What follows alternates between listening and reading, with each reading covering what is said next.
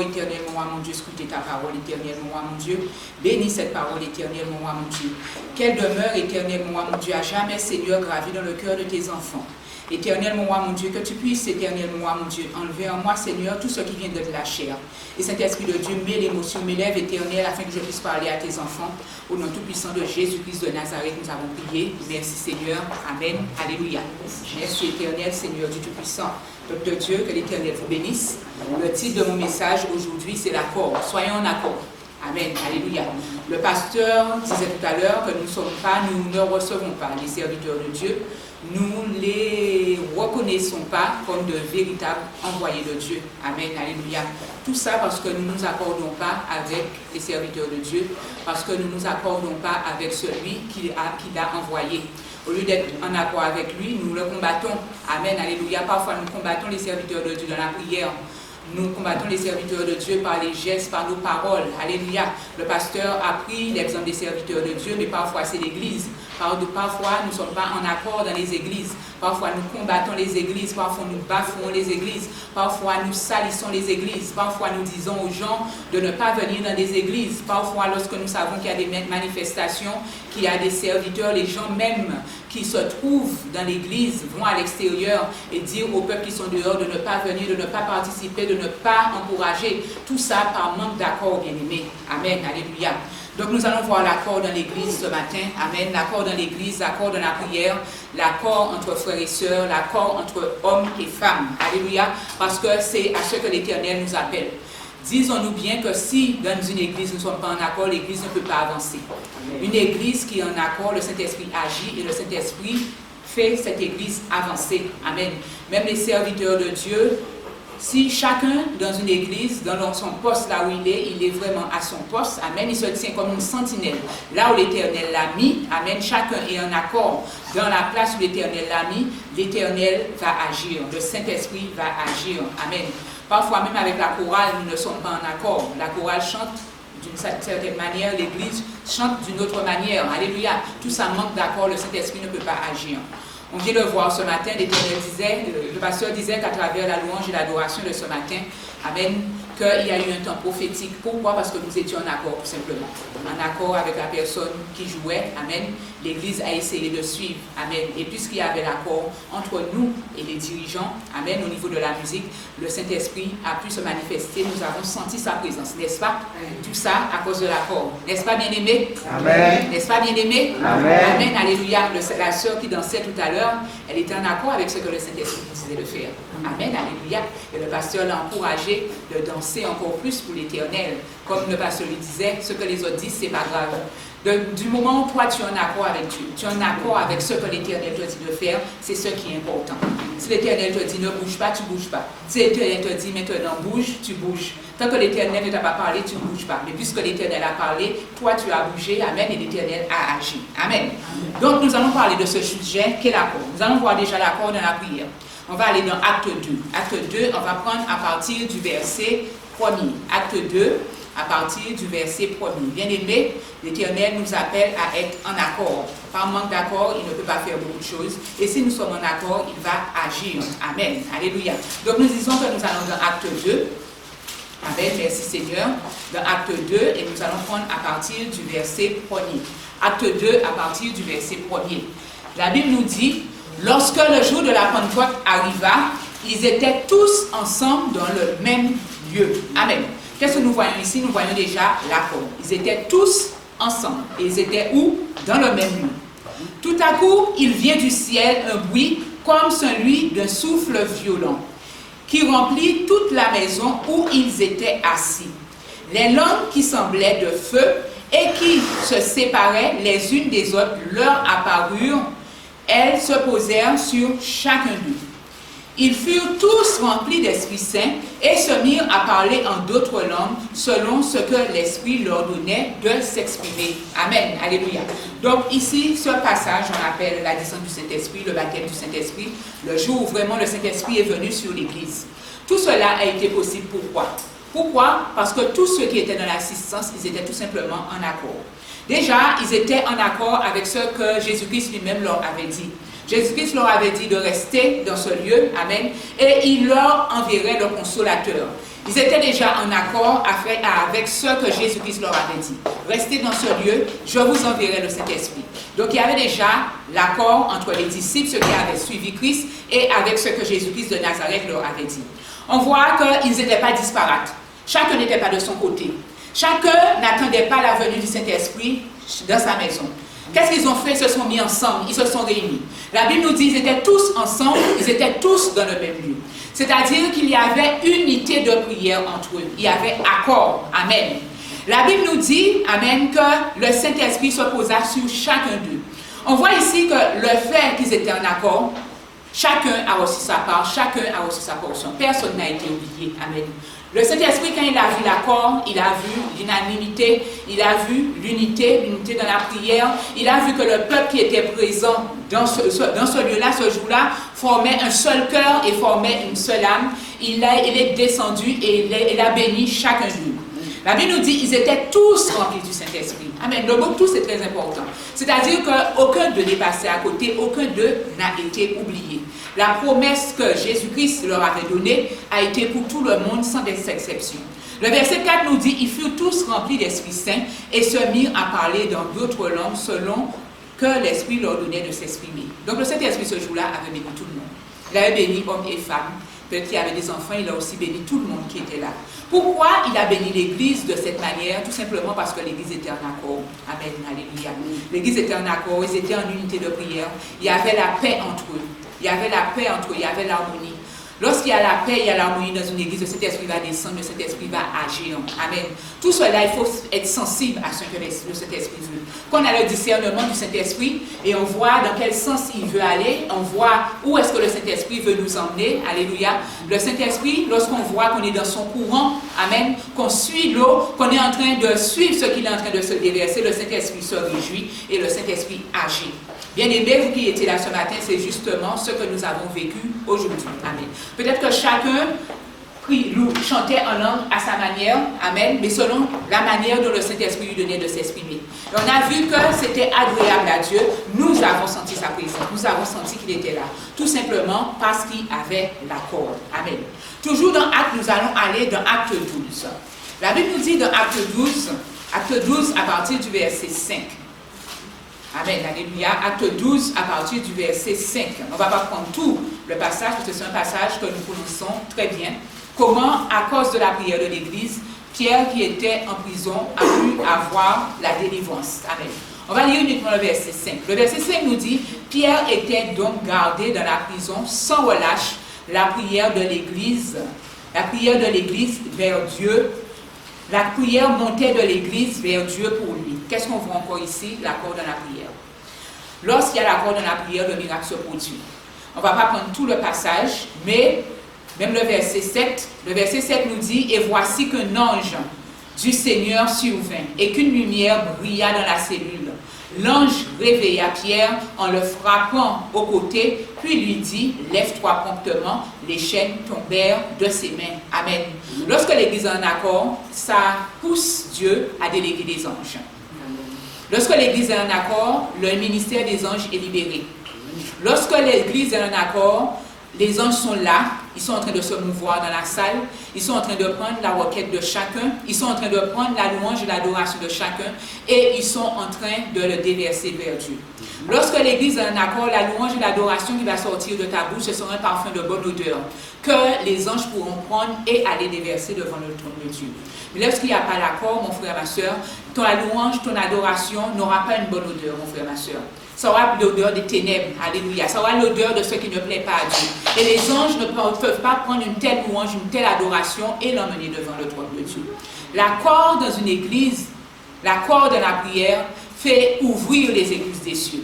Lorsqu'il y a l'accord dans une église, l'accord dans la prière, les cieux, cette église fonctionne à ciel ouvert. Amen. À ciel ouvert, amen. Et l'Éternel peut déverser les bénédictions qu'il a pour cette église. Si ce matin, tu es venu ici avec un cœur joyeux, avec un cœur content, tu es venu avec un cœur pour louer Dieu. Si tu as mis tous tes problèmes de côté, pendant que tu louais, tu adorais, tu ne pensais pas à tes problèmes, amen, mais tu pensais que tu es venu louer l'Éternel des armées. Si tu l'as loué de tout ton cœur, de toute ton âme, de toute ta force, d'un seul cœur, sans avoir un cœur partagé, mon frère, ma soeur, il n'y a pas de raison que l'Éternel ne te bénisse pas. Amen. Ne voyons pas seulement la bénédiction matérielle, il y a la bénédiction spirituelle, mon frère, ma soeur. Lorsqu'il y a l'accord, tu peux venir ici malade, tu repars en étant guéri. Amen. Lorsqu'il y a l'accord, tu peux venir ici avec un fardeau. L'Éternel va prendre ce fardeau sur lui-même et toi, tu vas repartir en étant léger, en étant légère. Amen. C'est ce que produit l'accord dans l'Église. On va encore aller dans Jacques. Jacques encore nous parle de l'accord. Jacques 5, verset 14. Jacques 5, à partir du verset 14. Jacques 5, verset 14. Nous avons dit Jacques 5, verset 14. Jacques 5, verset 14. Amen. On va même prendre à partir du verset 13. Jacques 5, verset 13. Et nous allons lire jusqu'au verset 15. Amen. La Bible nous dit, Jacques 5, verset 13. Quelqu'un parmi vous est-il dans la souffrance? Qu'il prie. Quelqu'un est-il dans la joie? Qu'il chante des cantiques. Quelqu'un parmi vous est-il malade? Qu'il appelle les anciens de l'Église et que ceux-ci prient pour lui en loignant d'huile au nom du Seigneur. La prière de la foi sauvera le malade et le Seigneur le relèvera. S'il a commis des péchés, il lui sera pardonné. Amen. Parfois on est malade, les gens de l'Église ne le savent pas. Parfois on est malade, amen, et on le cache. On interdit au pasteur de le dire aux gens de l'Église. Le verset 14 nous dit, quelqu'un parmi vous est-il malade? Qu'il appelle les anciens de l'Église et que ceux-ci prient pour lui en loignant d'huile au nom du Seigneur. Amen. Tout ça ne peut se faire qu'avec l'accord. L'accord avec les anciens, l'accord entre les anciens eux-mêmes et l'accord avec les anciens et la personne pour laquelle il va recevoir la prière. Si la personne qui va recevoir la prière voit le comité des anciens venir chez lui, mais il croit déjà dans son cœur que rien ne va se faire, ou il ne croit pas, comme disait le pasteur, que l'ancien qui est venu prier pour lui, c'est un envoyé de Dieu. Et par cette personne, par l'intermédiaire de cette personne, l'Éternel va opérer un miracle de guérison dans sa vie. Cette personne n'aura rien, tout simplement parce qu'il n'y avait pas d'accord. Amen, alléluia. Il n'y avait pas d'accord. La Bible nous dit, quelqu'un parmi vous est-il malade, qu'il appelle les anciens de l'Église et que ceux-ci prient pour lui en loignant d'huile au nom du Seigneur. Tout cela ne peut se faire qu'avec la foi, mais aussi il faut qu'il y ait l'accord. Le verset 15, la prière de foi sauvera le malade, et si le Seigneur le relève, et le Seigneur le relèvera, s'il a commis des péchés, il lui sera pardonné.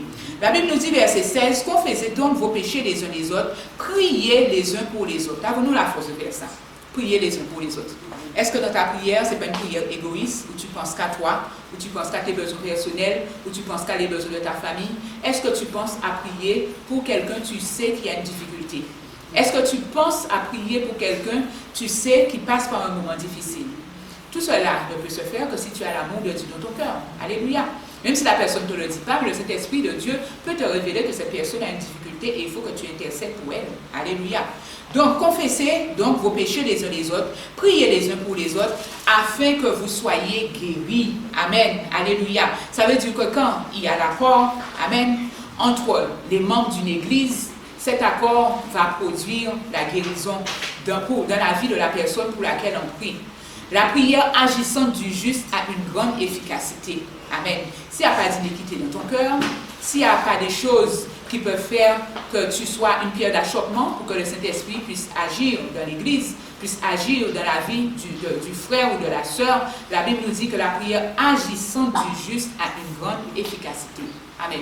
Donc, bien aimés, nous devons rechercher l'accord dans la prière. On va retourner dans Actes. On va revenir dans Acte 6. Acte 6 à partir du verset 2. Acte 6 à partir du verset 2. Amen. Alléluia. Amen, Seigneur. Alléluia. Il dit Acte 6, verset 2. Acte 6, verset 2. On va venir à partir du verset 1er. Amen, Acte 6.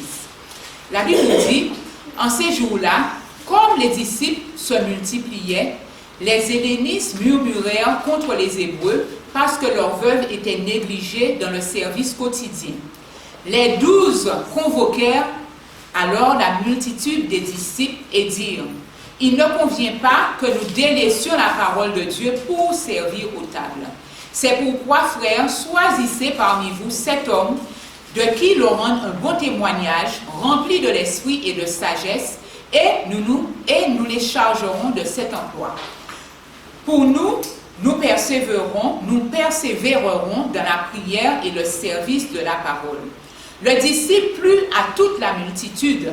Amen, alléluia. Qu'est-ce qu'on voit encore ici? L'accord. Il y avait un désordre dans l'église. Il y a ceux qui disaient que leurs veuves étaient négligées au détriment d'autres. Qu'est-ce que les 12 vont faire? Amen. On voit déjà dans les 12, il y avait l'accord. Le verset 2 nous dit, les 12 convoquèrent alors la multitude des disciples. Amen. C'est-à-dire que parmi les 12 disciples que Jésus-Christ avait établis, avant de retourner vers son Père, entre eux-mêmes, il y avait l'accord. Il y a quelque chose qui a été proposé, les 12 disciples étaient d'accord. Amen. Alléluia. Donc, lorsqu'on descend, on était au verset 5. Le verset 5 nous dit, ce discours plut à toute la multitude. Donc, qu'est-ce qu'on voit? L'accord, déjà, entre les disciples eux-mêmes, et l'accord de toute la multitude, c'est-à-dire l'accord dans l'Église. Ils élurent Étienne, homme plein de foi et d'Esprit Saint, Philippe, Chauffeur, Nicanor, Simon, Parménas et Nicolas, prosélytes d'Antioche. Ils les présentèrent aux apôtres qui, après avoir prié, leur imposa les mains. On voit l'accord. Amen. Alléluia. Qu'est-ce qu'ils ont fait? L'accord avec le Saint-Esprit. Les disciples étaient d'accord. L'Assemblée elle-même était d'accord. Ils ont cherché à avoir la vie du Saint-Esprit, à savoir qu'est-ce qu'ils devaient faire. Le Saint-Esprit leur a révélé les personnes qu'il fallait nommer, qu'il fallait élever. Et qu'est-ce qu'on voit? Vu qu'il y avait cette unité, il y avait cet accord entre l'Église elle-même et la volonté du Saint-Esprit, on voit ici que l'Église n'a pas agi dans la chair. Amen. Il les présentèrent, verset 6, aux apôtres qui, après avoir prié, leur imposèrent les mains. Et on voit le résultat, verset 7, de cet accord qu'il y avait entre les disciples, entre l'Église et cette communion avec le Saint-Esprit, verset 7.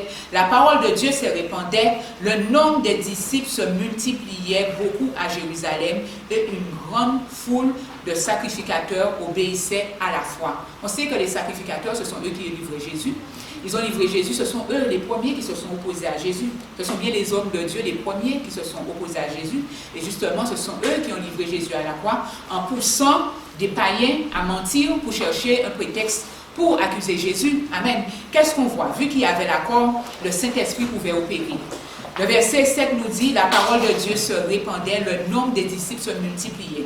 Lorsqu'il y a l'accord dans une église, le nombre d'âmes de cette église va se multiplier. Amen. Le Saint-Esprit même va envoyer des hommes et des femmes. Pourquoi? Parce que cette église est pure et cette église est dans la vérité.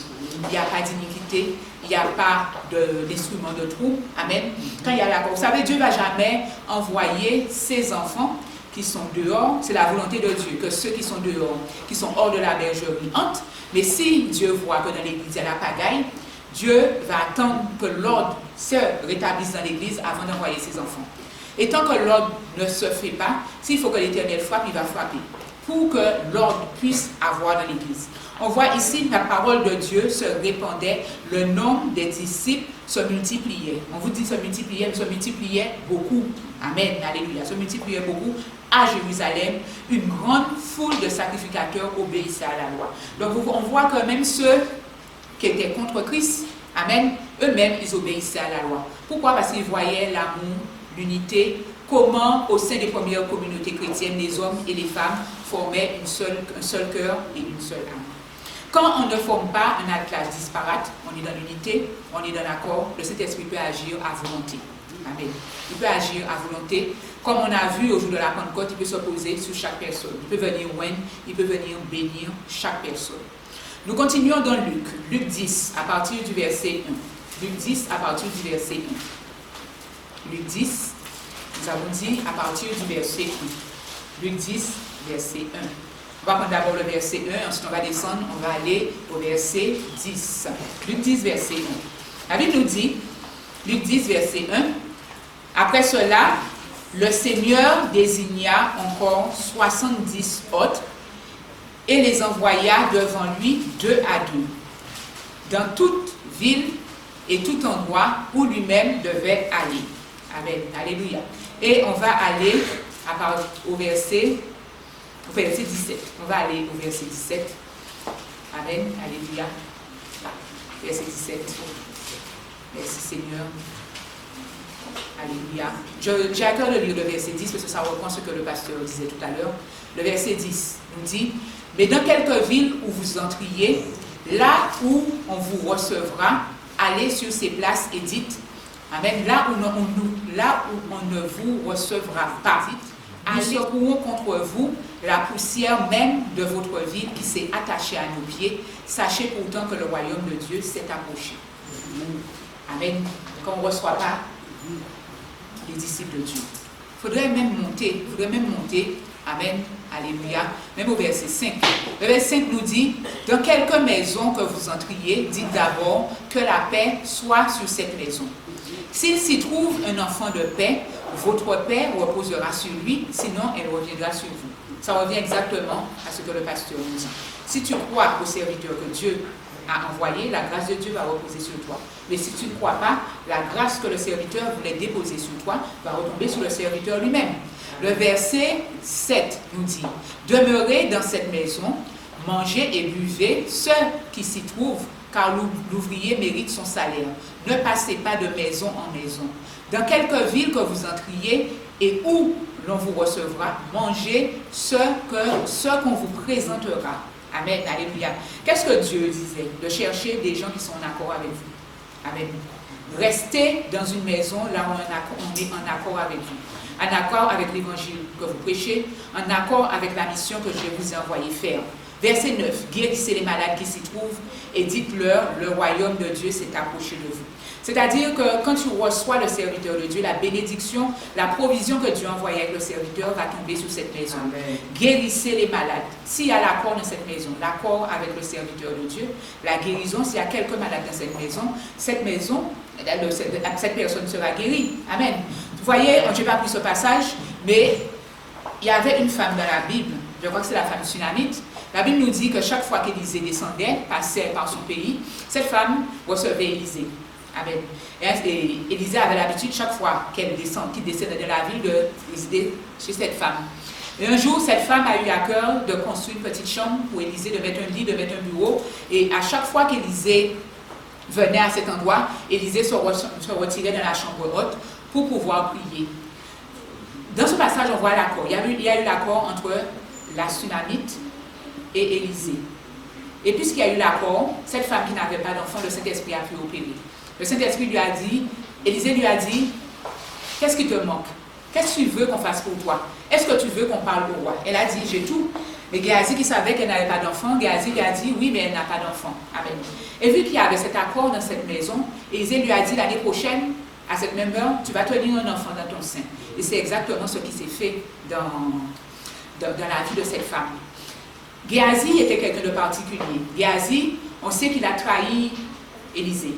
À un certain moment, il a été mentir.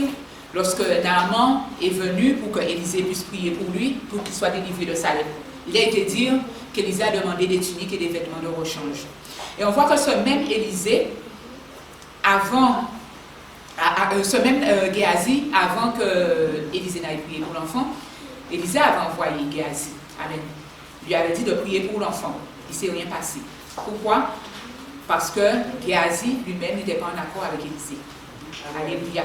Il n'était pas en accord avec Élisée, le miracle n'a pas pu se produire. Mais la femme Sunamite qui était en accord avec Élisée, amen, elle a reçu Élisée vraiment de tout son cœur, elle donnait vraiment le plus cher d'elle-même. Lorsque le serviteur de Dieu venait, elle savait élever un serviteur de Dieu. Dans Élisée, elle a vu un vrai prophète. Elle avait l'œil spirituel pour voir que c'était un vrai prophète, un saint homme de Dieu. Amen. Alléluia. Et puisqu'elle a su voir ça, elle a su reconnaître que c'était un saint homme de Dieu, elle a su l'honorer à la hauteur d'un saint homme de Dieu, cette femme a été bénie, elle a eu son miracle. Donc nous revenons dans le verset 10 qui nous dit, mais dans quelle ville où vous entriez, où l'on ne vous recevra pas, allez sur ces places et dites, nous secouerons contre vous la poussière même de votre ville qui s'est attachée à nos pieds. Sachez pourtant que le royaume de Dieu s'est approché. Je vous dis qu'en ce jour, Sodome sera traitée moins rigoureusement que cette ville-là.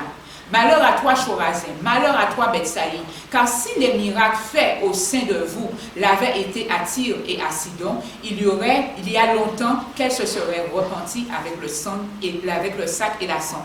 C'est pourquoi lors du jugement, Tyr et Sidon seront traités moins rigoureusement que vous, parce qu'ils n'ont pas su reconnaître les miracles de Dieu. Et toi, Capernaum, seras-tu élevé jusqu'au ciel? Non, tu seras abaissé jusqu'au séjour des morts. Celui qui vous écoute, m'écoute. Celui qui écoute un serviteur de Dieu, écoute Dieu. Parce que c'est de la part de Dieu qu'il parle, c'est l'Éternel qui l'a envoyé. Celui qui m'écoute, celui qui vous écoute, m'écoute. Celui qui en écoute les disciples que l'Éternel a envoyés, qu'on a vu au verset 1, écoute Dieu lui-même. Celui qui vous écoute, m'écoute, et celui qui vous rejette, me rejette. Quand tu rejettes un serviteur de Dieu, tu rejettes Dieu lui-même. Celui qui vous rejette, me rejette. Et celui qui me rejette, rejette celui qui m'a envoyé. Tu rejettes Dieu lui-même. Les 70 revinrent avec joie et dirent, Seigneur, les démons même nous sont soumis en ton nom. Il leur dit, je voyais Satan tomber comme l'éclair. Pourquoi? Parce qu'il y avait l'accord entre les 70 que l'Éternel, que Jésus-Christ avait envoyé. Merci Éternel. Nous continuons. Amen. On retourne dans Acte 4. Acte 4, on prend à partir du verset 32. Acte 4, 32. Acte 4, 32. Acte 4, partir du verset 32. Amen. Acte 4, 32. La Bible nous dit, la multitude de ceux qui avaient cru n'était qu'un seul cœur et qu'une seule âme. Qu'est-ce qu'on voit encore ici? Accord et unité. Nul ne disait que ses biens lui appartenaient en propre, mais tout était en commun entre eux. Amen. Ils s'étaient mis d'accord. Ce qui est à moi est à toi, ce qui est à toi est à moi. Il y avait l'accord entre eux. Verset 33. Avec une grande puissance, les apôtres rendaient témoignage de la résurrection du Seigneur Jésus et une grande grâce reposait sur eux tous. Amen. La Bible ne nous dit pas la grâce reposait sur les apôtres seulement, une grande grâce reposait sur eux tous. Pourquoi? Parce qu'il y avait l'accord et l'unité dans l'Église. Amen. Est-ce que nous sommes capables de faire ça maintenant? De dire ce qui est à moi est à toi, ce qui est à toi est à moi. Amen. Que nous vivions dans un seul lieu. Amen. Verset 34. Il n'y avait parmi eux aucun indigent. C'est-à-dire que si quelqu'un était dans le besoin, à partir de ce qu'il y avait dans la communauté, on partageait. Amen. Tous ceux qui possédaient des champs ou des maisons les vendaient, apportaient le prix de ce qu'ils avaient vendu et le déposaient aux pieds des apôtres. Qu'est-ce qu'on voit? Cette direction qui était déjà dans l'Église, ceux qui étaient là et qui suivaient Christ, continuaient dans cette vision. Amen. Alléluia. Verset 34, on le reprend, car il n'y avait parmi eux aucun indigent. Tous ceux qui possédaient des champs ou des maisons les vendaient, apportaient le prix de ce qu'ils avaient vendu et le déposaient aux pieds des apôtres. Parce que le but, c'était que l'évangile avance. Et l'on distribuait à chacun selon ce qu'il avait besoin. Amen. Donc ça veut dire qu'il n'y avait personne qui avait trop, personne qui n'avait pas assez, il n'y avait aucun indigent. Amen. Le seul endroit où j'ai vu qu'on offre ce genre d'offrande, c'est en Israël lorsqu'on a été. La sœur Elena nous a dit, à un certain moment, il y avait des choses qu'on avait mis de côté, elle nous a dit que c'était l'offrande des pauvres. Amen. Parce qu'un pauvre qui crie et qui n'a pas les moyens de subvenir à ses besoins, si tu ne tends pas la main, c'est une simple malédiction. Ça peut envoyer la malédiction sur ta vie. Amen. Et c'est pour ça qu'on voit que Israël, c'est un pays béni. C'est un pays, comme l'Éternel le disait dans sa parole, où coule le lait ou le miel. Par exemple, nous, je vois qu'on a des routes défoncées, on a des trous. En Israël, il n'y a pas ça. Pourquoi? Parce qu'il y a une unité de cœur, il y a une unité d'âme. Celui qui est dans le besoin, il y a quelque part, sous la place de la ville, on met une offrande pour lui, cela s'appelle l'offrande du pauvre. Pour que même celui qui n'a pas de quoi manger, il puisse se rassasier. Donc, et l'on distribuait à chacun selon ce qu'il avait besoin. Nous sommes au verset 36. Joseph, surnommé par les apôtres Barnabas, ce qui signifie fils d'exhortation, lévite originaire de Chypre, vendit un champ qu'il possédait, apporta l'argent et le déposa aux pieds des apôtres. Amen. Est-ce qu'on nous dit qu'on a forcé? Non. C'est l'unité de cœur, l'unité d'esprit. C'était l'accord qu'il y avait dans l'Église qui faisait qu'ils agissaient de cette manière. Le chapitre 5 nous dit, mais un homme du nom d'Ananias, avec Saphira, sa femme, vendit une propriété et retient avec le consentement de sa femme une partie du prix. Là, on voit un accord satanique, c'était pas un accord divin. Ananias et sa femme se sont mis d'accord pour ne pas rester de la lignée de ce qui était fait plus haut, mais de garder une partie du prix pour eux.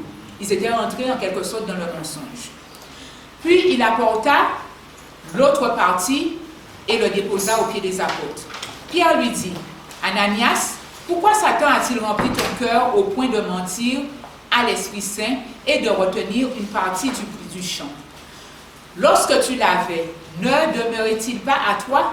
Et après la vente, le prix n'était-il pas à ta disposition?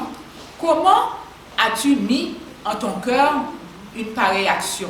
Ce n'est pas à des hommes que tu as menti, mais à Dieu. Ananias entendit ces paroles, tomba et il expira. On voit, vu que cet accord originel qui a été brisé, ça a permis au péché d'entrer dans l'Église et la mort aussi d'arriver dans l'Église. On nous dit une grande crainte saisit tous les auditeurs. Les jeunes gens se levèrent, l'enveloppèrent, l'emportèrent et l'ensevelirent. Environ 3 heures plus tard, sa femme entra sans savoir ce qui était arrivé. Pierre lui adressa la parole. « Dis-moi, est-ce à tel prix que vous avez vendu le champ? » « Oui, répondit-elle, c'est à ce prix-là. » Alors Pierre lui dit, « Comment vous êtes-vous accordé pour tenter l'Esprit du Seigneur? Voici ceux qui ont enseveli ton mari sont à la porte, ils t'emporteront. » Amen. Donc on voit qu'entre Ananias et Saphira, c'est un accord diabolique qui a. Amen. Un accord pour détruire. Amen.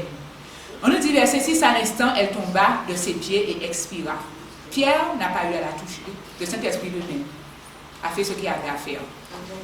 À l'instant, elle tomba à ses pieds et expira. Amen. Ananias non plus, Pierre n'a pas eu à le toucher. Le Saint-Esprit a vu que le mensonge était entré dans l'Église. Amen. Et le Saint-Esprit a frappé ces 2 personnes. On revient au verset 10. À l'instant, elle tomba de ses pieds et expira. Les jeunes gens, à leur entrée, la trouvèrent morte. Ils l'emportèrent et l'ensevelirent auprès de son mari. Une grande crainte saisit toute l'Église et ceux qui apprirent ces choses. Amen. Alléluia. Merci Seigneur. On prend Matthieu. Matthieu 5, verset 24. Matthieu 5, verset 24. Matthieu 5, 24. Matthieu 5, 24. On va même prendre verset 23. La Bible nous dit, si donc tu présentes là ton offrande à l'autel et que là tu te souviens que ton frère a quelque chose contre toi, laisse là ton offrande devant l'autel et va d'abord te réconcilier avec ton frère, puis viens présenter ton offrande. Amen. Donc on a vu l'accord de la prière, l'accord dans l'Église, mais ici, l'Éternel nous appelle à être en accord nous-mêmes entre frères et sœurs. Alléluia. C'est-à-dire que si tu as un désaccord avec quelqu'un et que le pasteur va nous parler de l'offrande tout à l'heure, tu emmènes là ton offrande, l'Éternel voit que ton cœur n'est pas pur. Amen. Il y a quelque chose qui est dans ton cœur qui n'est pas de la gloire de Dieu. À ce moment-là, l'Éternel ne peut pas agréer ton offrande. C'est pour ça que la Bible t'exhorte à retourner faire la paix avec ton frère. Et une fois que tu as fait la paix, de venir là présenter ton offrande. Amen. C'est pareil aussi, parfois, nous donnons, mais nous donnons de force. On donne avec un cœur contrit. On donne, mais dans notre cœur, on pleure.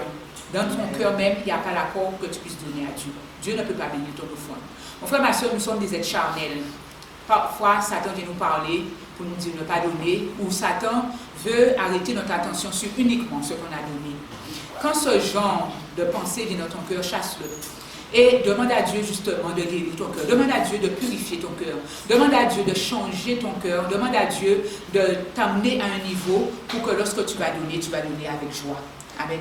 Donc, ici la Bible nous appelle à l'accord. L'accord entre frères et sœurs. Parfois le pasteur dit on va évangéliser, on ne prend pas même pas une âme. Tout ça parce qu'il manque l'accord.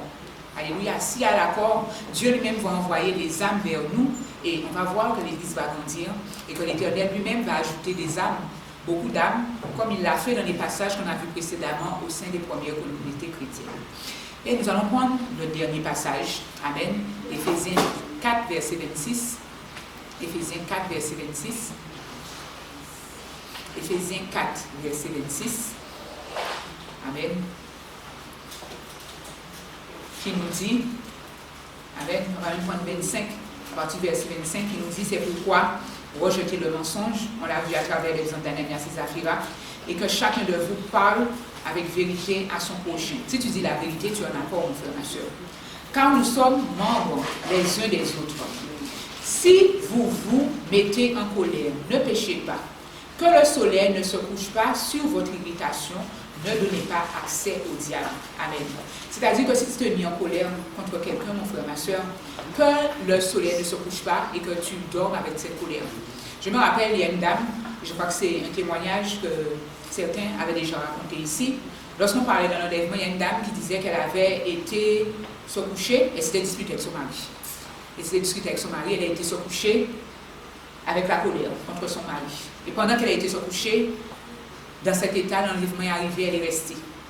Tout ça, parce qu'elle était en désaccord avec son mari, elle a été se coucher dans cet état, elle n'a pas fait la paix, et lorsque Christ est revenu chercher l'église, elle est restée. Amen. Et elle savait pourquoi elle était restée. C'est parce qu'elle a été se coucher avec un état de colère, elle n'a pas fait la paix avec son mari. Amen. Alléluia. Donc, la Bible nous dit de ne pas donner accès au diable. Comment ne pas lui donner accès en étant en accord? Donc, ce que l'Éternel a mis dans mon cœur pour vous dire, c'est que nous puissions parler le même langage dans l'Église. Aujourd'hui, l'Église ne prospère pas parce que nous ne sommes pas assez en accord. Nous venons à l'Église pour nos motivations personnelles, mais pas pour le royaume de Dieu. Amen. Lorsque nous venons louer Dieu, nous venons louer Dieu uniquement lui seul. Nous ne venons pas en louant Dieu pour penser à nos problèmes, pour penser un tel n'est pas là, un tel est absent. Nous devons être focalisés sur Dieu. Et ce n'est pas parce que nous sommes nombreux que la qualité y est. On peut être un petit nombre, mais la qualité est là. L'Église, que l'Éternel vous bénisse, c'est ce que l'Éternel a mis dans mon cœur, qu'il puisse faire germer cette parole dans votre cœur. L'Éternel, Seigneur du Tout-Puissant, je te rends toute la gloire éternellement, mon Dieu, pour ce message, l'accord éternellement, mon Dieu. Tu m'as mis à cœur éternel, éternel Seigneur du Tout-Puissant. Je te prie, Seigneur, que nous puissions être en accord dans cette église, moi-même, que je sois en accord avec le pasteur, les frères et sœurs, éternel, moi, mon Dieu. Ici, les frères et sœurs qui sont à l'extérieur, éternel Seigneur du Tout-Puissant, à mon travail, ceux que je rencontre sur la route, éternel, moi, mon Dieu, Seigneur du Tout-Puissant, que cette profusion d'accord éternel puisse germer dans cette assemblée. Au nom tout-puissant de Jésus, nous avons prié. Amen.